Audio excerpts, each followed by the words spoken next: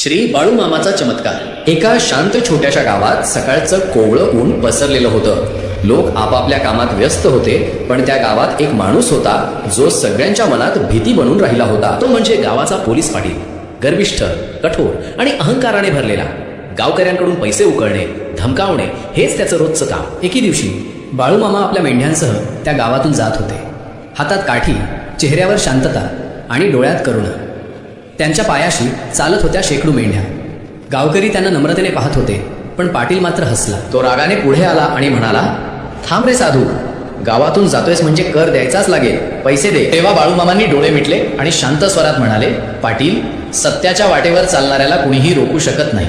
क्षणात वारा वाढला, धूळ उडाली आणि पाटलाच्या अंगावरील सगळं, त्याचा पटका, दंडा, अंगठी गायब झाली। पाटील घाबरला, थरथर कापत बाळूमामांच्या पायाशी पडला। त्याच्या डोळ्यात अश्रू आले। मामा, मी अहंकारात अंधळा झालो होतो, मला माफ करा। बाळूमामांनी हसत त्याच्या डोक्यावर हात ठेवला आणि म्हणाले, सत्य समजणं हाच पहिला चमत्कार असतो पाटील। त्या दिवसानंतर पाटील बदलला, त्याचं आयुष्य बदललं। तो आता बाळूमामांचा खरा भक्त झाला। हातात दिया, ओठांवर एकच नाव, जय बाळूमामा। तुम्ही सुद्धा बाळूमामाचे भक्त असाल तर चॅनलला सबस्क्राईब करा।